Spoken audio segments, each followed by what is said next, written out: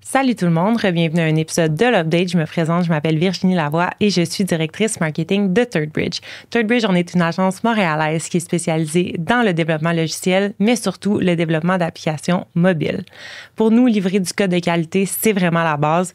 Là où est-ce qu'on vient se distinguer, c'est tout ce qui tourne autour de l'expérience utilisateur et le souci qu'on y accorde. Pour l'épisode d'aujourd'hui, j'étais avec mon collègue Alexandre qui fait son retour à l'animation de l'Update et on a eu la chance de recevoir Cléo Maheu. Cléo, c'est la fondatrice de Hypercroissance et c'est également une coach depuis de nombreuses années qui accompagne les entrepreneurs dans la croissance de leurs entreprises.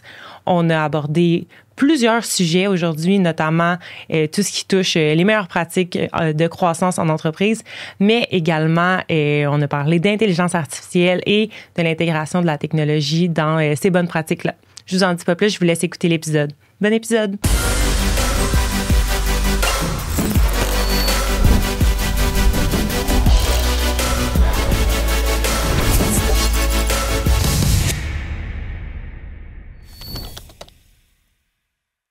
Cléo Maheu, bienvenue à l'Update. Bien, merci de la belle invitation. Contente d'être ici avec vous deux aujourd'hui. Bien, merci. Nous aussi, on est super contents de te recevoir. Et là, on a Alex aujourd'hui à la co-animation. Alex, bienvenue. Merci Virginie pour l'invitation. Ça fait longtemps. Merci d'avoir accepté, Cléo. Très heureuse d'être avec toi. Ça fait tellement longtemps, Alex, que tu n'es pas venu sur l'Update, mais je pense que c'est le meilleur épisode pour que tu puisses revenir, faire un comeback parce que on a Cléo avec nous. Cléo, tu es la fondatrice d'Hypercroissance. Tu es également coach en entrepreneuriat. Tu accompagnes des milliers, si je ne me trompe pas, d'entrepreneurs. Alex, tu es un grand fan de Cléo. Et vous êtes, en fait, tu as rencontré Cléo par l'entremise de l'école d'entrepreneurship de Beauce parce que tu participes à cette école-là. Cléo, comment tu t'es retrouvée à participer, à faire partie de cet écosystème de l'école d'entrepreneurship? Ben, tu sais, aujourd'hui, le mot coach est un peu galvaudé, puis il y en a à tous les coins de rue. Mais moi, je me sens comme un peu un vieux de la vieille. Un vrai de vrai coach. Oui, dans le sens, ça fait 20 ans que je fais ça. Donc, j'étais là au balbutiement de l'école, à ses tout débuts, avec Katia Renaud, qui a parti le programme, Nathalie Riverain à l'époque. Et elle m'a invitée, puis elle a dit, écoute, c'est tous des entrepreneurs qui ont de l'ambition, hein, comme Alexandre ici présent. L'ambition qui veulent faire, mettre en place les meilleures pratiques. Et ça m'a permis à ce moment-là de vraiment intégrer cet écosystème-là. Et depuis, ben, j'ai la chance d'accompagner chacune des cohortes élites de l'école depuis, je dirais, une quinzaine d'années. Chacune. T'en manques pas une. J'en manque pas une. Comme marque d'utile en personne. Oui, c'est ça, exact. J'ai une journée. Ils me mettent comme experte vraiment dans différents sujets, la mission, la vision, tout ce qui se mesure s'améliore, etc. Fait que je vais m'adapter selon les besoins. Et puis, je suis originaire de la Beauce, donc moi, je retourne dans mon coin de pays. Fait que j'adore ça. Et la vision de l'EEB, là, je suis sûre que tu le partages, Alex, là, c'est extraordinaire ce que ça fait, l'impact sur les entrepreneurs. Donc, j'aime ça. Moi, j'aime dire que j'ai le syndrome du premier de classe. J'ai besoin d'apprendre mon métier sur les bancs d'école. Comment on apprend à être entrepreneur si on va à l'université? Il y a quelques programmes, mais c'est ce qui m'a capté avec l'école. Ça faisait longtemps que j'avais ce rêve d'y aller, mais en même temps, c'est tellement mythique, on ne sait pas à quoi s'attendre. Ouais. Fait que je vais quand même garder le mythe intact. Je ne révélerai aucun secret, excepté que ça vaut absolument la peine. C'est transformateur. Chaque fois que vous en entendez parler, c'est pas des attentes trop élevées, c'est la réalité. C'est fameux comme enseignement. C'est extraordinaire. C'est unique au monde. Puis je pense qu'aussi Isabelle Lebert, que j'ai reçue d'ailleurs sur mon podcast, qui est venue nous parler un peu de comment l'école a évolué et tout avec les années, qui a une superbe vision. Avec Marc Dutil, c'est extraordinaire. Bien là, c'est là que tu vois, il faut faire ça pour le Québec. Parce qu'on n'en a pas beaucoup d'écoles comme ça. Et avec tout ce qui se passe dans le monde et les marchés qui changent et nos voisins, bien là, il faut comme être capable de se centrer sur nos forces. Puis je pense que c'est les emplois de demain vont être faits avec les entrepreneurs ambitieux. Puis ces entrepreneurs ambitieux sont à l'école. Bien dit. Puis quand Alex m'a parlé de toi, puis m'a dit il faut absolument inviter Cléo sur le podcast, il il a tout de suite parlé d'un concept qui avait vraiment résonné pour lui, que nous-mêmes, on vit potentiellement chez ThirdBridge, que les gens qui vendent du service, qui vendent du temps immatériel, se fatiguent éventuellement. Puis tu as abordé un sujet qui est la productification. Comment on en est venu à ce sujet-là? Comment on en est venu à ce concept-là? Je suis comme curieuse de savoir. Ouais. Mais merci Virginie d'amener ce sujet-là, parce que moi, c'est un mot que j'ai inventé, que je me suis dit, il faut que je productifie mon offre, mais c'est avec des... En allant aux États-Unis, moi, je suis membre de différentes communautés de coaching et je vois l'évolution du monde de coaching. Et là, je me disais, c'est tous des gens qui vendent des heures. Et le fondateur de Scaling Up, Vern Harnish, a dit, aujourd'hui, un entrepreneur qui vend encore des heures et qui n'est pas capable d'embarquer dans une business de recurring revenue, de revenus récurrents, va mourir. Lui, il est aussi tranchant que ça de dire, écoutez, faut que vous évoluez dans vos modèles d'affaires. Et moi, ça m'est resté quand même dans la tête de dire, OK, comment moi je peux être un modèle? Et surtout que j'avais tellement pas envie de croître mon modèle de coaching de manière traditionnelle. C'est-à-dire, t'es une business, t'aimes ça être coach, mais deviens gestionnaire, puis embauche des coachs.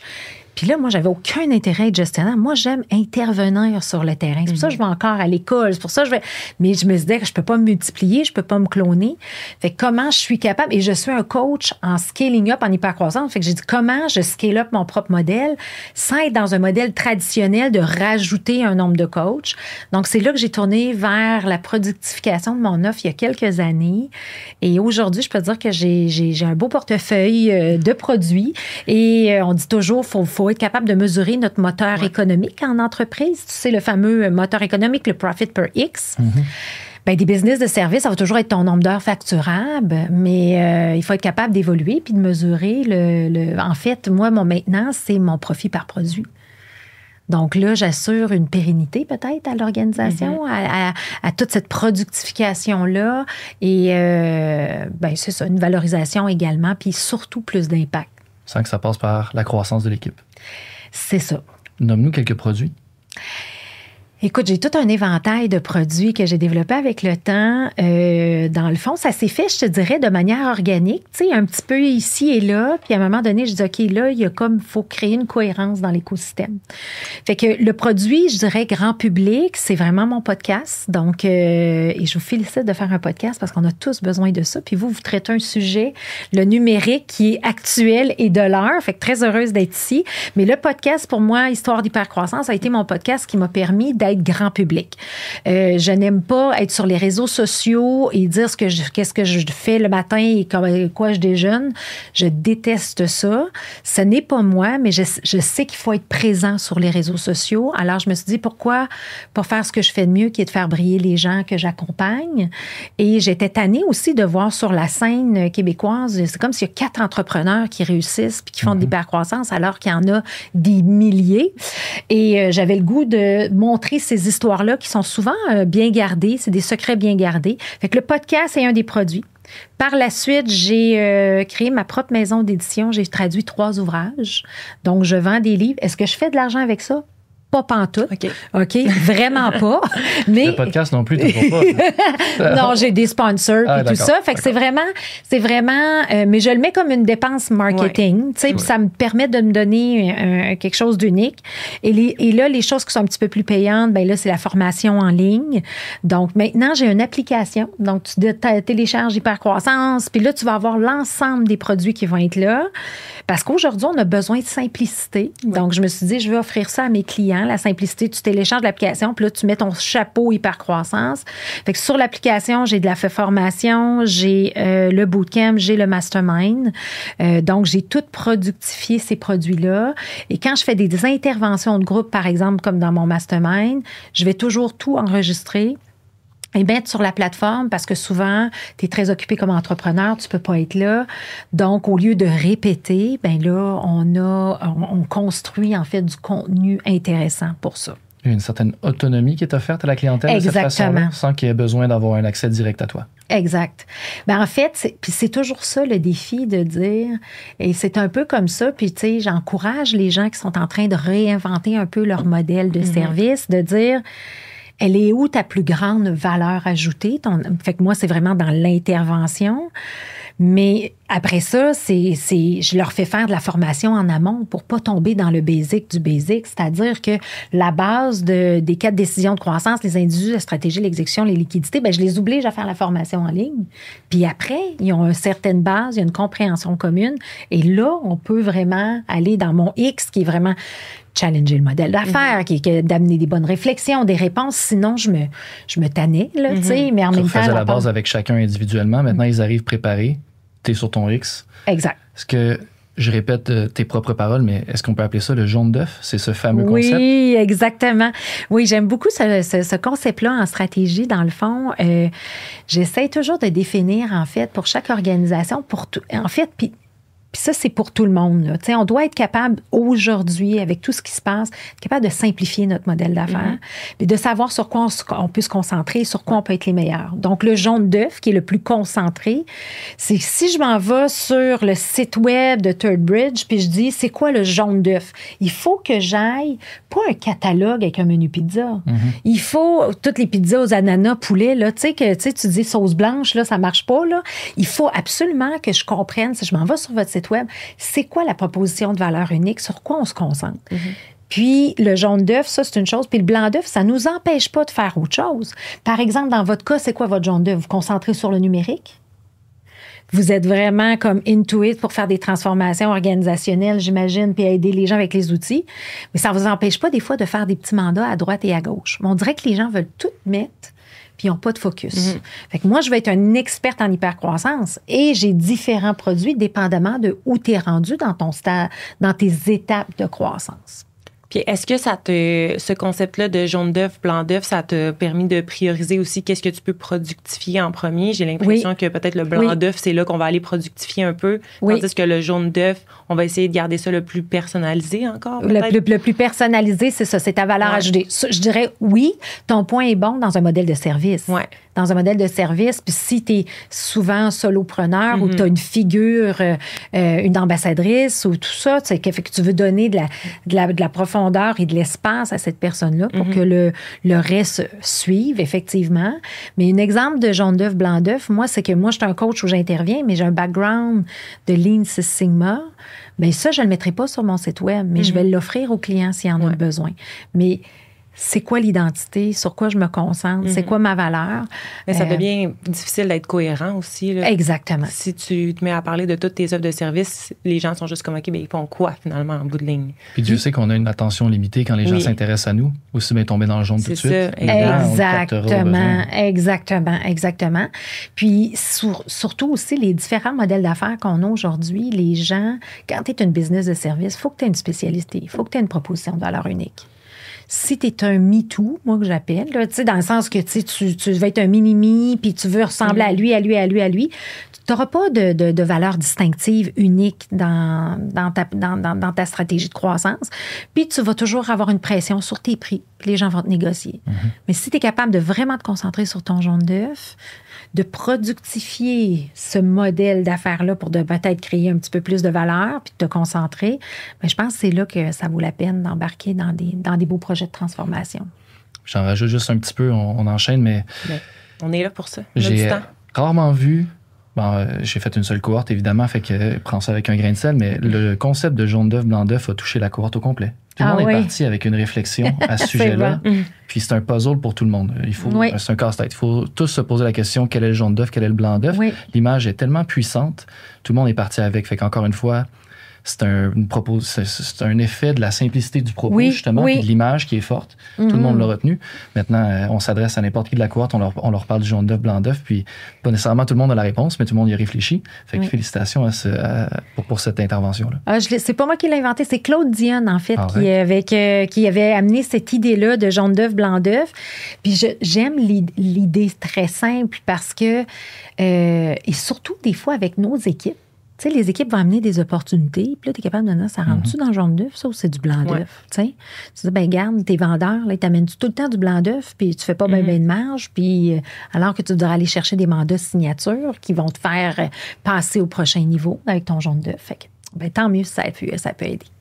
Bien, 100%. Puis je trouve qu'on peut faire le parallèle beaucoup avec les produits que nous, on bâtit. Tu as comme les core fonctionnalités que tu vas toujours te focusser là-dessus. Puis après, il y a tout le nice to have qui peut venir autour de ça, qui fait un peu partie du blanc d'œuf. Mais si on se met à tout faire les fonctionnalités qu'on veut faire, c'est sûr qu'on perd le focus, puis que c'est pas efficace, puis que c'est pas un bon produit en bout de ligne. T'es mieux de te concentrer sur l'offre que tu veux offrir avec le produit. Là. On fait vite le parallèle avec le PMV, produit minimum viable. Oui, c'est vrai. C'est à toujours prendre en considération. On a tendance, en effet, à devenir ce qu'on appelle en anglais, on a beaucoup d'anglicismes dans notre milieu, puis ils sont pas tous faciles à traduire, mais feature factory, usine à fonctionnalité, c'est toujours une erreur. On a l'impression qu'on rajoute juste une autre fonctionnalité, puis là, ça va être le bon produit. Il n'y a pas de fin à cette conversation-là. Le produit ne sera pas bon tant que... Exact. En fait, c'est l'inverse. Le minimum possible, si c'est bon, puis ça va fonctionner. Si ce n'est pas, mais tu viens de te sauver des budgets énormes de développement logiciel. Puis ça va être quoi la réalité de tout... C'est quoi le plus gros défi, en fait, des gens qui développent des produits? On t'écoute? C'est la commercialisation. Oui. Ils passent tellement de temps à peaufiner leurs produits parce que c'est leur dada. Ils aiment ça. Souvent, c'est le fondateur qui a développé son ERP ou sa plateforme ou peu importe. Puis là, il travaille là-dessus. Tu as une offre viable, va-t'en tout de suite commercialiser, tester le marché. Ça va être ça ton plus gros défi. 100%. Puis c'est là que tu auras l'heure juste sur la valeur réelle de ce que tu développes. Parce qu'en attendant, tu te racontes une belle histoire que c'est utile. Mettons-la à l'épreuve. Mais ça, c'est le nerf de la guerre avec nos clients, avec nous-mêmes, facile à dire, très difficile à exécuter. Exact. C'est la portion recherche utilisateur. Là. Oui, il y a de la recherche à faire au préalable avant de commencer quoi que ce soit puis de livrer toute ligne de code. Mais dès qu'il y en a un peu de ligne de code, aller tester directement, faire un peu de recherche à ce niveau-là quand le produit est entre les mains des utilisateurs puis ensuite itérer là-dessus. Là. Absolument. Vous, est-ce que vous partez de zéro, mettons, pour les besoins clients, dépendamment des besoins clients? D'une idée? Oui. D'une idée. Ça peut nous arriver de reprendre un produit qui aurait été développé par d'autres, typiquement, mais vois-tu, justement, niche, jaune d'œuf, on peut le nommer de bien des façons. Nous, on est pertinent quand c'est du développement sur mesure. Et ce que j'aime dire, qui est un peu plus poétique, c'est on développe des avantages concurrentiels. On numérise des avantages concurrentiels. Si on est en train de développer quelque chose qu'un compétiteur a déjà ou alors qui est en vente libre, alors là, c'est péché pour nous. Oui, je comprends. C'est logique. J'adore ça. Puis quand on parle de productification, justement, je serais curieuse de savoir, parce que là, tu as accompagné de nombreux entrepreneurs vers ce switch-là, certainement. Ça ressemble... As-tu un exemple concret d'une entreprise qui a numérisé puis qui a productifié son offre de service que tu as envie de nous partager? J'en ai plusieurs, mais une qui me vient en tête, c'est une entreprise d'ingénierie, en fait, qui faisait des inspections. Et qu'ils ont décidé à ce moment-là, ils faisaient des inspections et ça amenait du volume à la manufacture pour réparer des rackings, des palettiers. Et cette ingénierie-là, dans le fond, ils ont développé leur propre outil, leur propre plateforme pour offrir aux clients une vision 360 de leur entrepôt avec des codes rouge, jaune, vert. Et de là a découlé une productification de l'offre, c'est-à-dire au lieu de dire « je vais attendre qu'ils m'appellent pour aller faire une inspection », voici les différents niveaux d'accompagnement qu'on peut faire pour toi. Tu veux-tu l'accompagnement? Là, je me rappelle plus exactement, mais tu sais, on comprend la logique de c'est quoi l'accompagnement or. On va te faire l'inspection de tous tes entrepôts. On va te faire un diagnostic. On va te recommander X, Y, Z. Après ça, tu as le bronze, argent, or. Donc, le modèle forfaitaire, d'une certaine façon, va beaucoup aider. Même vous, dans le sur-mesure, bien, le sur-mesure, tu le veux comment? Si tu y vas dans un modèle d'heure, bien, oui, c'est win-win peut-être pour les deux, mais en même temps, peut-être que vous allez être capable d'accélérer de par vos compétences. Vous allez être capable d'accélérer le processus décisionnel, le processus de création de l'app. Mais ça fait combien d'années que vous investissez là-dedans? Bien, il y a une valeur à ça.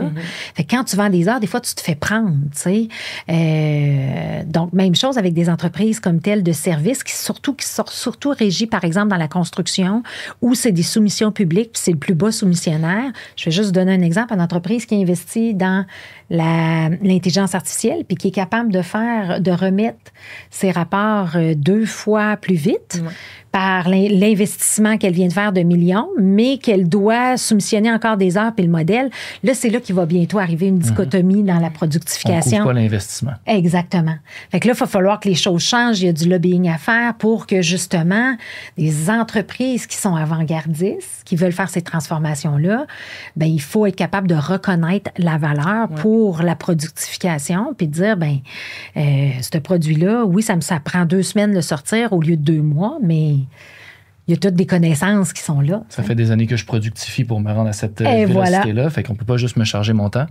C'est brillant. Puis là, attention, cette phrase-là, on l'entend souvent, puis elle est dangereuse parce qu'il n'y a pas d'autre modèle finalement, mais ce concept du plus bas soumissionnaire, on sent que c'est pas la bonne façon de trouver le meilleur. Exact. On est d'accord. Oui, tout à fait. Fait que dans ce virage-là de cette entreprise-là, eux, ils sont allés vers le... Tu les as vus utiliser le numérique pour productifier, puis quels ont été les impacts concrets qui ont été constatés? Constatés, en fait, c'est d'être capable de doubler, tripler une capacité, mais pas en nécessairement doublant le nombre d'individus qui fait les inspections, qui fait ces choses-là. Ouais. Puis ça, je pense que c'est là que les gens aujourd'hui ont un regard. Est-ce que le AI va nous faire perdre des postes, des ci, des ça? Non, mais il faut être bien structuré à l'interne pour maximiser la valeur et la contribution de nos joueurs clés dans l'organisation. Fait que d'où la productification, de leur donner les bons outils pour avoir un impact plus grand, pour être capable de croître notre capacité. Pour aujourd'hui, une entreprise qui dit, je vais doubler mon chiffre d'affaires, je vais doubler mon monde, ça marche pas, là. C'est comme si tu doubles ton chiffre d'affaires, OK, ça va être quoi ton ratio, de main-d'œuvre versus celle-là? Comment tu peux l'aider? Fait que c'est toutes des réflexions d'affaires où l'investissement va valoir la peine. T'allais-tu dire quelque chose? Je l'aime bien, cette métrique de ton chiffre d'affaires divisé par le nombre de têtes, finalement. Puis c'est celle-là qui est la bonne, pas le chiffre d'affaires en tant que tel. Il faut qu'il soit divisé par le nombre de personnes qu'il y a à l'intérieur de l'entreprise. Puis c'est des ratios. Oui, exactement. Puis, tu sais, j'étais pas plus tard que la semaine passée, je faisais une retraite stratégique avec une firme comptable et j'avais les 12 associés. Puis là, ils veulent mettre l'intelligence artificielle, mais là, il y a des craintes. Puis là, il y a une gestion de changement difficile aussi. Hein? On le sait, quand on embarque dans le numérique, la gestion de changement, l'humain va souvent être le goulot. Et finalement, là, je leur ai dit, vous devez travailler sur une portion, tu sais, qu'on parle, en anglais, on appelle ça le LER, le Labor Efficiency Ratio. C'est quoi ton ratio par unité d'affaires? Et ce ratio-là, retourne dans le temps, sois capable de mesurer, par exemple, ton profit sur ton coût de main-d'œuvre, ça va te donner un ratio. Là, aujourd'hui, les gens ont la gâchette facile de dire, j'ai besoin de quelqu'un dans mon équipe, mais ils ne prennent pas le temps de développer, former. On utilise les outils, c'est prouvé, de 5 à 10 % de leur plein potentiel. Alors là, il y a comme un gros manque. Puis là, on veut du monde. Et là, qu'est-ce que ça fait dans les organisations? Tout le monde effrite leur marge. Puis là, on a de la misère à survivre. Fait que là, il faut changer la donne. Il faut se mettre des métriques qui vont apporter les bons comportements dans les organisations pour qu'il y ait une valorisation à la productification.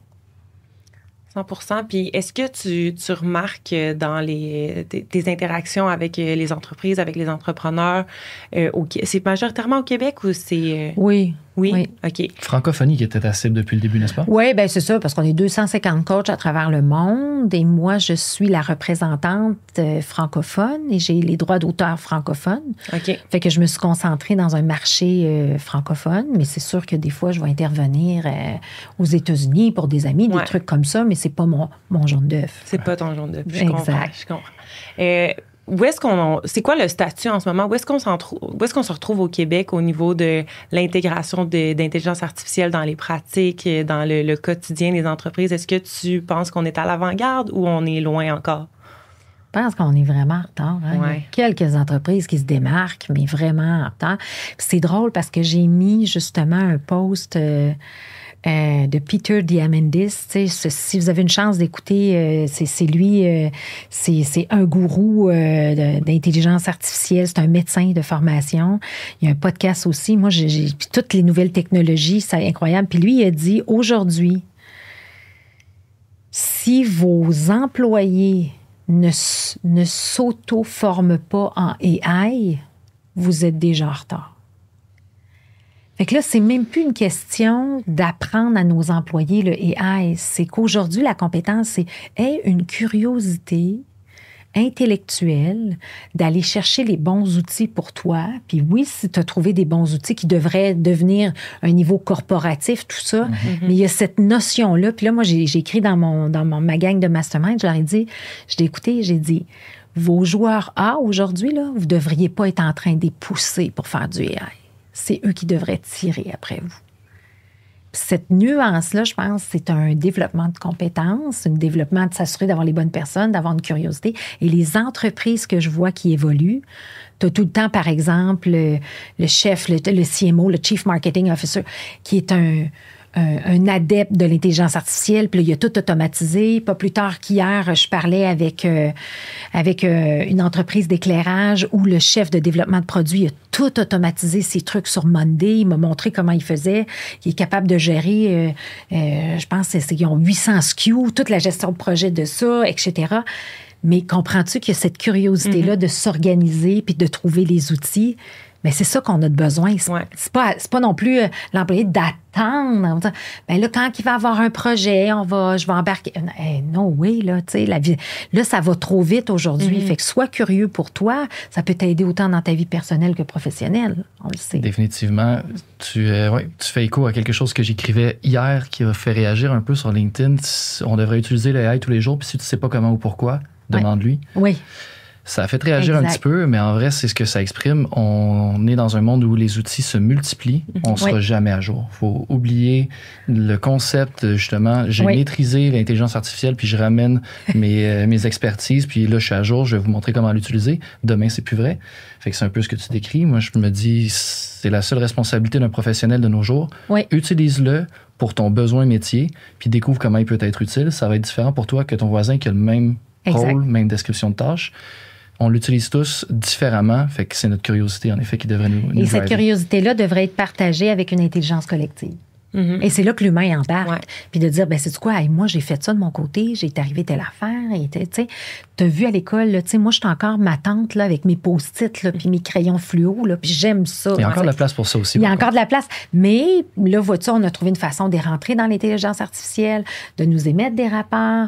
Tu sais, moi, j'évolue dans ma pratique. Donc, quand je fais une intervention de 3 heures en coaching privé avec un président, je vais dire, est-ce que tu me permets de t'enregistrer? Je vais être capable de te faire un rapport après. Donc, je viens bonifier ce que je fais, structurer mes idées, je sauve du temps. C'est sûr que je vais toujours mettre de l'intelligence. Là. L'intelligence artificielle ne pourra pas le faire. Mais c'est ma responsabilité à moi comme coach d'évoluer, d'amener des solutions. Mais c'est la même affaire pour tout le monde. Puis oui, je suis d'accord, l'utiliser à tous les jours. Là, 100%. Puis j'aime beaucoup ce que tu dis, que ça doit venir des individus eux-mêmes, là, de pas, on n'a pas besoin de fixer des objectifs puis de le mettre dans le plan de développement. Ça va tellement vite. Ça va tellement vite quand même que tu feras un projet. OK, cette année, nous allons former sur l'intelligence artificielle, nous allons développer. Regarde, saute dans le bain, apprends. Puis à un moment donné, oui, il peut avoir un ERP avec une intelligence artificielle, mais là, tout le monde va tellement l'avoir expérimenté que la gestion de changement va être plus vite. T'sais. Fait que c'est plus... C'est drôle, j'ai fait un podcast avec Philippe Boulanger qui nous a parlé de culture innovationnelle dans les organisations. C'est mon dernier podcast que j'ai fait avec lui. C'est un Français, il vient d'écrire un livre. Puis il parlait comment le tout passe par l'humain. Fait que, tu sais, des fois, on dit les 3 goulots à la croissance puis toute la patente, là. Ben, c'est ça. C'est l'humain qui est vraiment la base de tout ça. Puis justement, est-ce que les 3 goulots, c'est les 3 piliers qu'on parlait? OK. Fait que c'était infrastructure, marketing et leadership. Yes. C'est ça? Exact. Est-ce que tu veux nous en dire plus un peu sur ces 3 piliers-là? Fait que dans le fond, ce qu'on dit de façon, mettons, générale, n'importe quelle entreprise en croissance va avoir 3 goulots. Oui. Le premier, c'est le leadership. Puis là, pourquoi c'était le leadership? Tu sais, on dit les humains, oui, à la base, mais le leadership est important. Si j'ai l'équipe de direction et ces direct reports, là, ces cadres intermédiaires, qui sont tous sur la même longueur d'onde et qui se développent en intelligence artificielle et qui adoptent le changement, ça va super bien aller. Mais c'est quoi la réalité? On manque de développement de leadership. Il y a même une étude de McKinsey qui a prouvé qu'il y a seulement 5% des organisations en Amérique qui ont réellement des plans de développement pour les employés. OK? Puis plan de développement aujourd'hui ne veut pas dire je m'en vais faire un cours. C'est correct d'aller faire un cours. Tu sais, l'Institut de leadership, c'est le fun d'aller là-bas, mais il y a Là, c'est là qu'on embarque dans le développement personnel, la curiosité. C'est sous différents axes. Donc, le développement du leadership, premier goulot. Les gens aujourd'hui ont pas la capacité. Puis regardez aujourd'hui, là, tous les gens sont occupés. Puis ils n'ont pas le temps. Ah non, pas le temps, moi, de faire ça du AI. Mais c'est parce que tu n'auras jamais le temps si tu ne le prends pas. Donc là, la responsabilité des entrepreneurs, des équipes, c'est de créer l'espace et le temps. De faire des lunch and learn, de dire, OK, c'est quoi nos meilleurs coups? Moi, j'ai fait ça. Tu sais, moi, je suis une petite entreprise. Puis à chaque semaine, lorsqu'on faisait notre rencontre hebdo, il fallait qu'ils me disent, mes collègues, il fallait tout avoir un point qu'on a amélioré dans la dernière semaine en utilisant le numérique ou la technologie. Fait que ça fait 3 semaines que tu n'as rien fait, puis tu es juste dans ton opérationnel, bien là, tu es déjà en retard. Ouais. T'sais? Fait que, mais c'est pas parfait, là, tu sais. Puis oui, on est sûrement en retard dans bien des affaires. Le contexte, mais c'est les gens créer la culture de transformation et de se permettre d'être impliqué. Fait que ça, c'est le développement du leadership. Le deuxième, l'infrastructure. Et là, c'est là que vous pouvez nous aider.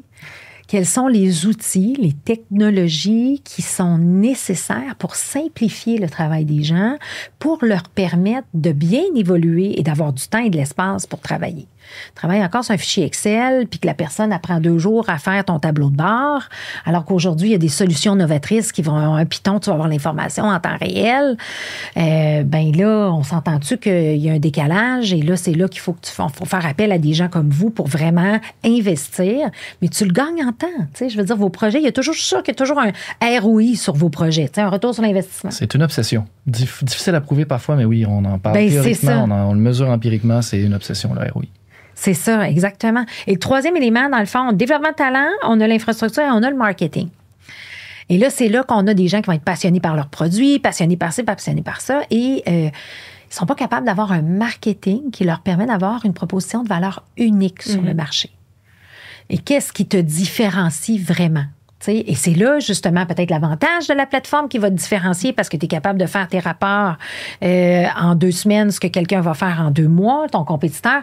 Là, ça devient un avantage compétitif. Est-ce que tu es capable de le positionner, de le faire vivre? Et il y a 2 choses dans le marketing. Il y a le marketing de positionnement de la marque, oui, le brand, tout ça. Mais il y a aussi le marketing de marque employeur. Et aujourd'hui, il faut être capable d'attirer des gens qui nous ressemblent, qui fit dans l'organisation. Oui, puis la marque employeur, j'ai l'impression que c'est plus depuis... Bien, tu sais, c'est un concept qui existe depuis toujours, là, mais depuis la pandémie, là, c'est comme le marketing d'employeur, là. C'est pas un concept qu'on entendait parler. Il n'y avait pas nécessairement des gens qui avaient un rôle en marketing pour attirer les talents et tout ça. C'est ça, c'est comme plus important depuis cette période-là. Puis c'est intéressant de voir les gens se développer là-dessus puis mettre plus d'efforts là-dessus. Là. Mais je vais mettre une nuance. C'est qu'aujourd'hui, dans le marketing de marque employeur, il y a comme une mode, là. On va mettre une table de ping-pong, on va mettre, nous autres, on est hot chez nous, on a du popcorn le vendredi, puis on boit de la bière. Puis là, si tu regardes un peu la grande tendance quand on parle de marketing de positionnement, et j'aime beaucoup Sarah de La Talenterie, qui est une femme exceptionnelle, qui est venue d'ailleurs sur mon podcast, qui, elle, a compris la game de rémunération globale intégrale. C'est-à-dire qu'aujourd'hui, il y a comme une dichotomie de dire, il faut avoir une culture le fun, puis après ça, il faut que j'y offre un salaire. Mais aujourd'hui, le salaire, si l'employé hésite ou est prêt à changer pour 2 piastres, c'est parce que tu n'as pas été bon à vendre ta salade. Fait qu'elle, elle parle de rémunération globale. Rémunération globale veut dire, et son approche, je l'aime beaucoup, c'est-à-dire que quand tu fais du marketing, tu peux-tu dire, toi, comme entrepreneur, parce qu'est-ce qui arrive aujourd'hui, les entrepreneurs? Tu fais rien que les gens veulent des salaires plus élevés, plus élevés, veulent travailler de la maison, ta culture s'effrite, puis là, tu essaies de faire des affaires. Puis...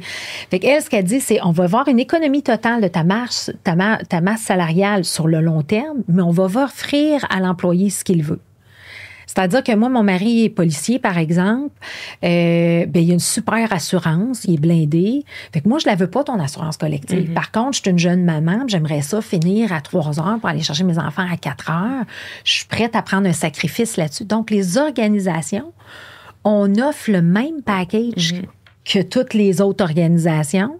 On n'est pas capable d'avoir une flexibilité, puis on n'est pas capable non plus d'avoir un calcul business de dire, fait que là, tu y vas cas par cas, puis là, il te menace, il part, puis là, tu lui redonnes un autre 5 000, mais là, ta marge, elle fait juste s'effriter. Fait que le marketing employeur, il faut être capable de comprendre qu'est-ce qu'on fait bien, c'est quoi nos fondements, qu'est-ce qu'on peut apporter à l'organisation, qui va faire du bien à l'individu. Et aujourd'hui, c'est beaucoup plus une approche personnalisée. Ouais. C'est un buffet, tu sais, de dire, OK, ben moi, sais-tu quoi? Moi, j'aime mieux le temps partiel. Les organisations sont même pas capables d'offrir du temps partiel. Après ça, j'aimerais ça avoir, pas d'assurance collective, mais j'aimerais ça avoir une assurance dentaire parce que, vois-tu, j'ai un problème X ou peu importe. Mais tu sais, faut designer ça. Et les organisations ne prennent pas de temps pour faire ça. Prennent pas de temps non plus de dire, c'est quoi mon produit ou l'évolution de mon produit, moi, ça va être quoi dans 3 ans? Ça va être quoi mon jaune d'œuf dans 3 ans? Comment je me positionne maintenant pour vraiment être reconnue dans mon domaine, dans mon expertise dans 3 ans? Fait que c'est les plus gros défis que je vois dans les organisations. Oui, ça résonne beaucoup. On a des invités, on a le programme Teddy. On a réalisé, en effet, que le buffet est pas mal plus attirant que finalement la formule universelle. Oui. C'est facile à dire, encore une fois. Ouais. Puis, on essaie de le personnaliser de plus en plus. Mais bon, Teddy nous aide beaucoup. C'est plutôt que... Tu vois ce que c'est, une plateforme? Oui, j'en entends parler beaucoup. Tu te fais verser une espèce d'allocation, puis tu la dépenses sur ce que tu veux bien, puis ça remplace... Ça pourrait, en fait, te couvrir tes besoins en assurance dentaire. Si c'est de ça que tu as besoin, ça peut aussi payer la bouffe de ton chien. Typiquement, c'est moi c'est ce que ça fait. Là.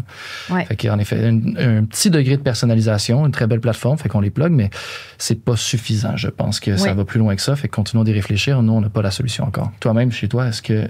Mais moi, je vais vous dire une solution qui marche vraiment bien, là. En fait, pour la rétention. OK, la rétention. Puis là, je vais faire la rétention. Fait que oui, ça prend, tu sais, comme la structure de base. Là. C'est-à-dire que si tu es toujours sous le marché, tu ne saurais pas avoir... Mais à partir du moment où tu es compétitif, à partir du moment où tu as des beaux avantages, etc., bien là, c'est relié à la culture. Puis le temps qu'on met sur la culture. Mais une chose qui marche, là, que je demande à tous mes clients de faire, c'est d'avoir un groupe Facebook privé. OK. Surtout quand tu es multisite. Et là, pourquoi je dis un groupe Facebook privé, c'est que quand là, j'ai plein de clients là, qui ont dit « Ah non, nous avons un intranet, nous avons un channel team qui partage les bons coups. » OK, mais ton gars de shop, le soudeur, il l'a pas, son channel team, tu sais. Puis là, ton Roger, là, le soir, penses-tu qu'il va aller sur Team ou qu'il va aller sur l'intranet? Non, il va scroller sur Facebook, tu sais.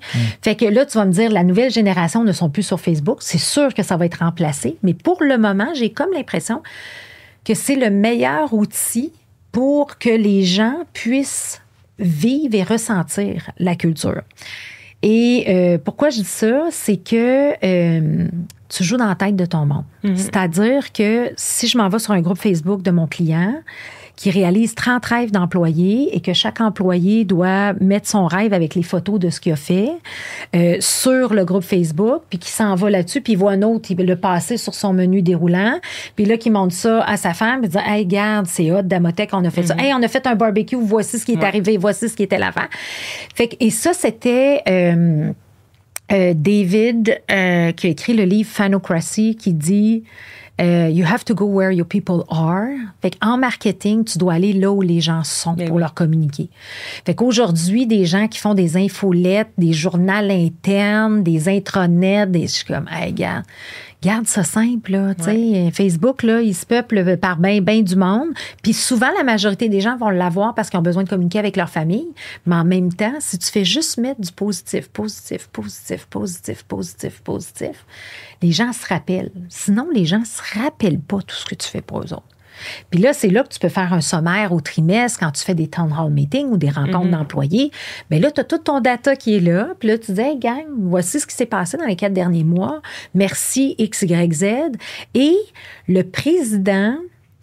Je pense à une de mes clientes, Julie Roy, là, elle a 3000 employés, puis tous ses employés, elle a son 80% des employés qui sont là-dessus. Bien, elle est capable d'aller sous une image de quelqu'un qui fait le ménage des toilettes à l'université puis de dire « Bravo, je suis fière de toi ». Quand est-ce que Julie, la présidente de 3000 employés, elle peut dire un feedback comme ça? Oui, elle fait des tournées terrain, mais c'est comme si ça mettait tout le monde sur le même plancher. Puis les présidents peuvent avoir un contact direct peut-être avec les employés plus terrain, qui est plus difficile au fur et à mesure que l'organisation grandit. Puis, hey, bravo, c'est super ce que tu as fait, etc. Fait que, tu sais, moi, j'aime ça quand c'est simple. C'est là que les gens sont. C'est intéressant, ça me fait penser... là, c'est pas le même scale que quelqu'un qui a une entreprise de 3000 personnes, mais notre président, Pierre-Étienne, on le salue, lui, dans le fond, l'équipe, avec la distance, le télétravail, il disait, Pierre-Étienne, on sait pas ce que tu fais dans ta journée, dans le fond. Parce que PA, il est plus au développement des affaires, toujours à gauche, à droite, toujours sur la route. Donc, ils n'ont pas nécessairement une visibilité sur qu'est-ce que Pierre-Étienne a accompli dans sa journée. Donc, Pierre-Étienne, il a décidé de se faire un Instagram privé, puis parce qu'il veut pas nécessairement se mettre à mettre des stories sur son propre Instagram. En fait, je pense pas qu'il a son propre Instagram, mais il a fait un Instagram privé sur lequel il a juste invité les membres de notre équipe. Puis à tous les jours, il vlog qu'est-ce qu'il a fait dans sa journée. Il fait des petites stories. S'il y a des gens qui ont accompli des bons coups, il va mettre une story en félicitant la personne. Puis c'est vraiment le fun. C'est super ludique. C'est pas compliqué. Il accepte les gens pour qu'ils le suivent. Il accepte personne d'autre que les gens de la compagnie. Puis ça le fait une belle différence. Là. Puis ça le rend plus accessible aussi dans un sens. Plus accessible, mais moi, je pense qu'il y aurait lieu que vous aussi, vous puissiez partager. Ben c'est sûr, hein, je le vois aller, puis ça m'inspire beaucoup après ça. Moi, le jour où je vais devoir faire les stories, là, je vais adorer. Oui. Mais tu comprends, mais tu sais, ce que je veux dire, c'est t'es content d'avoir cette information-là de ton président, mais présentement, c'est push, mais il faut que ce soit circulaire. OK? Faut que. Puis c'est ça, regarde n'importe quelle nouvelle plateforme, tu commandes, il y a quelque chose qui se passe, mais il faut avoir l'information il faut avoir l'information de Virginie, puis c'est quoi le projet marketing que tu as fait aujourd'hui qui est malade, puis que la compagnie sache que tu t'es monté en auto, t'es arrivé telle affaire. Tu sais, c'est là que ça crée l'espèce de momentum. Fait que moi, j'adore l'idée, mais faites-le dans les deux sens. À l'échelle. Ouais. OK, ben on y pense. On y pense. Pensez à ça. Faut qu'on retourne à Québec à soir, de toute façon. On va réfléchir, exact. C'est là que les meilleures idées émergent quand on fait le petit 2h30 de route Québec-Montréal. Excellent. J'aimerais ça passer un peu plus à ton ambition, ton BHAG. Alex il nous rend un peu plus familier avec la terminologie du but hautement audacieux et grandiose. C'est ça, parce que en anglais, c'est Big, Hairy, Audacious Goal. C'est ça. Toi, tu l'as traduit pour ne pas changer les lettres. Exact, c'est ça. Fait qu'on a vu que tu voulais avoir un impact sur 100 000 entrepreneurs d'ici 2025. 2025, c'est maintenant. Ouais. Est-ce que tu y es arrivé? Oui. Ah ouais? Fait que, en fait, j'y arrive. Là, il me reste encore 3 mois, là, quand même. Mais en fait, ce qu'il faut comprendre, d'avoir un but ultime, qu'on se projette, en fait, dans le futur. Puis ça, les organisations ne le font pas assez. Puis ça, sont toujours dans de l'opérationnel. Puis ils ont toujours l'impression d'éteindre des feux. Mais quand ton objectif futur est très, très clair, c'est là que ça va venir et que tu sais que sur quoi tu veux te concentrer, ton fameux jaune d'œuf, c'est là que ça va venir orienter les opportunités qui vont se présenter à toi. Donc, mon premier BHAG à moi, c'était d'être reconnu comme la référence en francophonie dans l'organisation Scaling Up. Puis, je m'étais mis une mesure, je me suis dit, le président, le fondateur de Scaling Up va être obligé de venir à Montréal puis de parler devant 500 entrepreneurs francophones. J'avais aucune idée comment faire ça. Mais c'était comme, je me suis dit, regarde, si je fais ça, là, il va se rappeler de moi. Ouais. Mais ça, c'est arrivé le 19 avril 2017, je pense. Dans le fond, Vern est venu et à ce moment-là, j'accompagnais le groupement des chefs d'entreprise, le CA. Et ils faisaient leur événement, le G500. Et je disais, sais-tu quoi, pourquoi on n'inviterait pas Vern? Puis moi, j'étais en train de faire la traduction du livre. Il faut savoir que le livre, il n'y a pas personne, il n'y a aucune maison d'édition qui a voulu me traduire le livre parce que quand c'est du business, c'est pas des gros volumes. Aujourd'hui, on a plus de 10 000 de vendus. C'est un best-seller pour le Québec. Juste nuance. Il fait pas d'argent, mais c'est un best-seller pareil. Mais c'est ça, fait que j'ai fait le lancement de ce livre-là. Et ça m'a permis, dans le fond, d'accepter l'opportunité de traduire, d'investir pour atteindre mon BHAG. Lorsqu'on atteint notre BHAG, on en remet un autre. Fait que mon prochain, c'est 100 000. Un impact sur 100 000, puis je savais pas comment j'allais mesurer ça, mais ce que je voulais, c'était sortir du carcan. Cléo, elle coach 20 entreprises par année, puis elle s'en va avec sa voiture chez un client, elle fait sa journée, elle repart, puis elle est limitée par un nombre de journées. Donc là, je me suis dit, moi, je veux avoir un impact sur 100 000. Et c'est là que j'ai parti le podcast. Donc, c'est dans ma mesure de podcast et des écoutes. C'est comme ça que j'ai décidé de le mesurer. Puis je me dis, regarde, si j'ai 100 000 écoutes de mon podcast, puis là, c'est plus les gens que j'ai accompagnés, les ci, les ça. Ouais. Ben là, on est aux alentours, on est proche. Là, on est dans le 85 000, quelque chose comme ça. Mais je me dis, j'ai eu un impact positif dans la vie de ces entrepreneurs-là. Puis souvent, les podcasts, puis c'est ça, c'est bien, vous êtes rendu à 33 parce que c'est quoi, 90% des podcasts ne font pas plus de 10 épisodes. Ils lâchent vite. Ouais. Fait que là, quand t'arrives, ben moi, je me dis, sur 115 épisodes, je suis rendue à peu près à 85 000 écoutes. Ben là, ça valait la peine de le faire. J'ai pas lâché. Les gens le connaissent, le savent. Donc, c'est ça.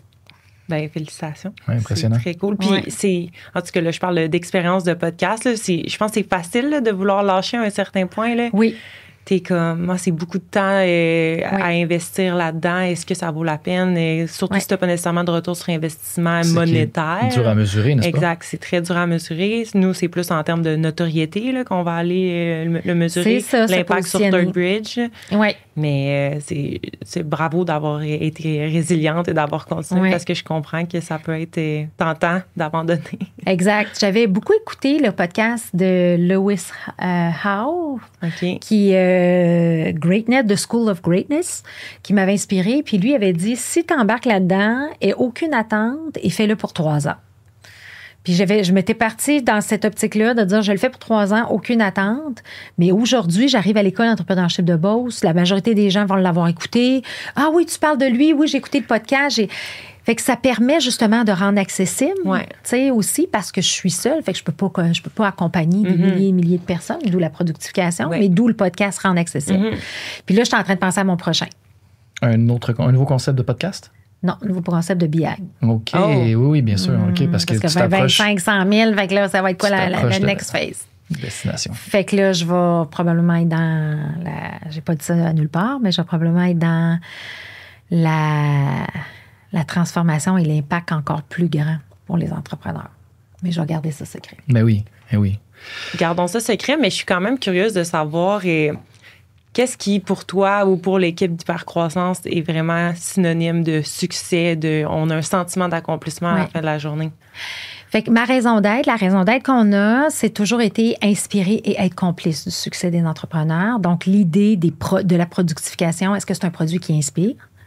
Fait que ça, c'est ce qu'on essaie de faire. Mais le être complice, c'est que j'ai pas un désir d'être conférencière.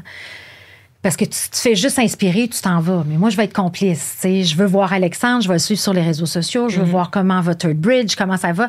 Je fais les demandes à tous les gens, je vais voir vos profils, je me donne, mais j'aime ça, justement. Donc, le être complice est très important. Mais je te dirais que j'ai eu un cancer en 2022, puis ça amène beaucoup de réflexion. Et l'évolution de cette raison d'être-là, ce qui me passionne encore plus, puis si je vais un petit peu plus en profondeur, ce que je veux arriver à faire, c'est connecter la tête et le cœur des entrepreneurs. Fait que ça, c'est pas mal un peu l'évolution de ma raison d'être. Au lieu d'inspirer puis d'être complice puis de productifier, je veux peut-être en faire moins, mais vraiment connecter la tête et le cœur, parce que quand l'entrepreneur est déconnecté puis qui est sur la dopamine de croissance, puis ça va bien aller. Non, je te le dis, ma blonde, là, je vais faire ce deal-là, puis après, je vais être correcte, puis c'est never enough, jamais assez. Bien, c'est là qu'à un moment donné, je trouve que ce n'est pas synonyme de succès, pour revenir à ta question. Fait que je pense que le succès, c'est lorsque tu es en santé, tu es très proche des gens que tu aimes et tu as un succès en affaires. C'est une très belle réponse. Hypercroissance professionnelle et personnelle. Exactement. Très, très intéressant. J'ai aimé ça comme réponse. Puis j'aime aussi le côté, au-delà de justement, on peut être trop dans notre tête, trop sur la dopamine, comme tu dis, mais aussi perdre la passion aussi à long terme. Là, si tu es trop dans l'hypercroissance, justement, puis que tu oublies pourquoi initialement tu as pris la décision d'être dans ce field of business-là, je pense que ta mission est bonne aussi de juste rendre la relation avec le travail plus sain là, pour ces gens-là. Exact, plus sain. Puis aussi une évolution. C'est-à-dire qu'on va avoir une transformation dans nos modèles d'affaires avec l'intelligence artificielle. Il va y avoir des grosses transformations. Exact. Et je trouve qu'on n'est pas équipé pour vivre des transitions. Et les gens sont beaucoup réactifs. Et il y a comment d'entrepreneurs, je dirais seniors, qui ne sont pas capables de laisser aller leur business. Ils n'ont pas de relève. Les enfants s'en vont. Tu sais, des histoires d'horreur de même comme ça. Je me dis, pourquoi lui n'a pas redéfini une nouvelle raison d'être, un fameux purpose, là, le fameux why de Simon Sinek pour ces 50 prochaines années? Puis il n'y a pas ça. C'est comme on est dans la petite roulette du hamster, là, puis on y va à fond la caisse. Je trouve que la nouvelle génération sont beaucoup plus brillants que nous. Ils sont capables de dire non, moi, c'est important, je vais prendre soin de moi, je vais prendre. Fait que c'est ça. Fait que tout ce sujet-là de tête et cœur, transition, c'est vraiment un sujet qui me passionne de plus en plus, qui donne, je dirais, peut-être plus de sens à mon coaching sans dénaturer mon jaune d'œuf, ce que j'ai toujours bien fait. J'adore ça. Mais quand on parle d'évolution de modèle d'affaires, ben c'est ça. Puis la technologie va certainement permettre de déléguer certaines tâches puis de croître d'une manière que les humains vont pouvoir se concentrer davantage sur eux puis travailler davantage sur eux-mêmes au lieu de travailler dans la business directement. Exact. C'est ça, tu sais. Puis moi, je dis tout le temps, tu sais, moi, ce qui me passionne, c'est vraiment quand le futur et tout ça, c'est la croissance humaine. Oui. Mais l'utilisation des technologies pour rendre ça possible et accessible, tu sais. Puis moi, ultimement, je veux créer de la valeur pour avoir un impact. Ça me rappelle un peu quand on a commencé la conversation.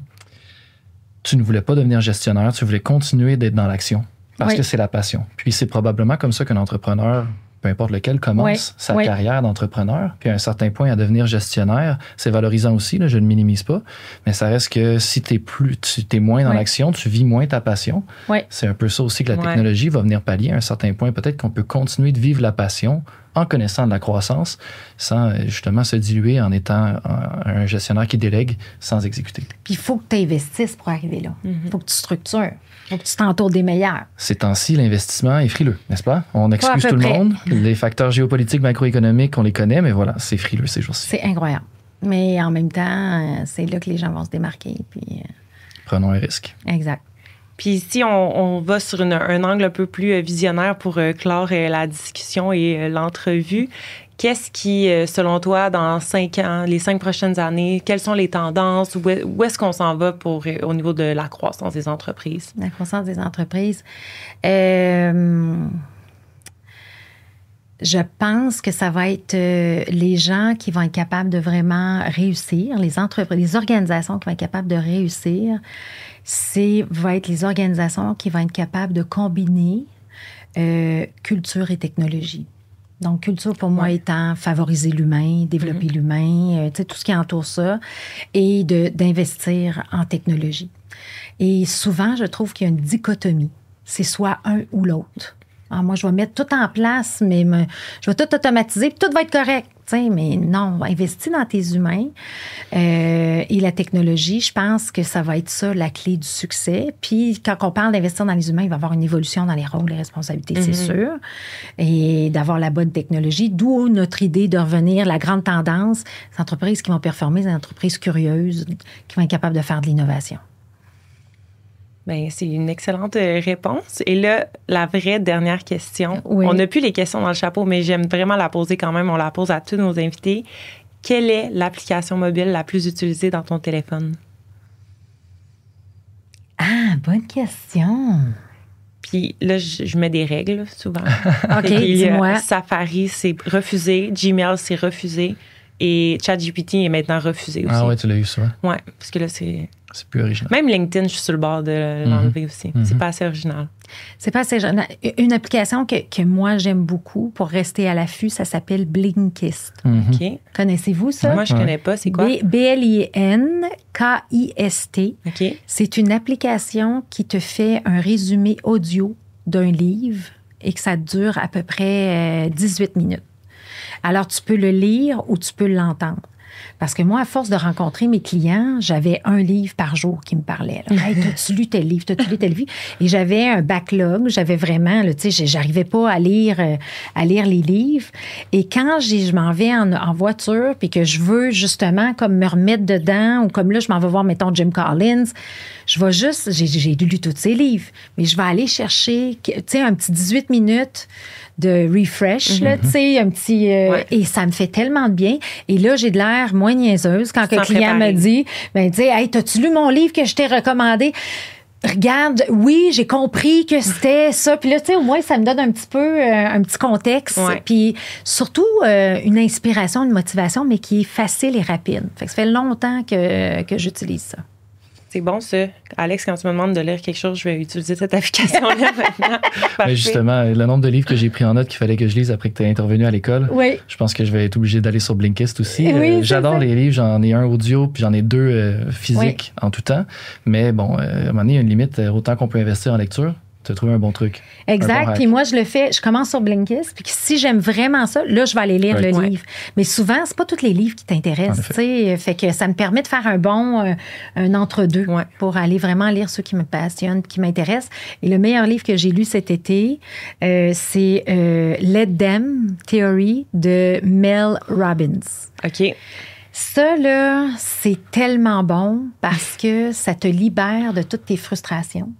Fait que let them, tu sais, laisse-les, puis let me. Puis après, elle te redonne le miroir de dire qu'est-ce que tu contrôles. Puis je trouve, dans la situation, le contexte économique, ces choses-là, il y a tellement de choses qui peuvent être frustrantes dans la vie des organisations, des entrepreneurs qu'on n'a pas de contrôle. Fait que je fais juste faire un petit clin d'œil. Ça, c'est un livre que j'ai vraiment aimé. J'ai recommandé à plein de monde. On lit de long en large, celui-là. Pas Blinkist. Non, exactement, exactement. Super. Ben avant de conclure, où est-ce qu'on peut te suivre? Quelles sont les prochaines étapes pour les gens qui voudraient en apprendre davantage sur l'approche hypercroissance? C'est sûr que mon site web hypercroissance.com, vous pouvez vous abonner à notre infolette. Et Histoire d'hypercroissance, je vous invite à aller voir mon podcast. Le mot histoire est important parce qu'il y en a plusieurs podcasts, mais Histoire d'hypercroissance, une photo rouge. Là, on met beaucoup d'outils aussi dans chacune de nos discussions avec nos entrepreneurs et nos experts. Donc, vraiment pour vous aider, outiller, avoir un impact positif, qui est un peu le biais. Alors, je dirais le podcast, c'est vraiment la porte d'entrée qui est intéressante. Sinon, vous pouvez toujours lire les livres si vous êtes en hypercroissance, mais tout se retrouve sur le site web. Et sur LinkedIn, n'hésitez pas non plus à me contacter directement. Là, je suis très active aussi là-dessus. Bien, super. Merci beaucoup, Cléo. C'était vraiment une conversation intéressante. Puis merci d'avoir été aussi généreuse de ton temps et de ton savoir. Merci, Virginie et Alexandre, d'avoir fait la route pour moi ici présente à Montréal, qui est vraiment occupée. J'adore ça. Donc, j'adore faire des podcasts. C'est vraiment génial. Sujet très pertinent. Donc, merci infiniment. Merci à toi. Merci, Virginie. Merci, Alex.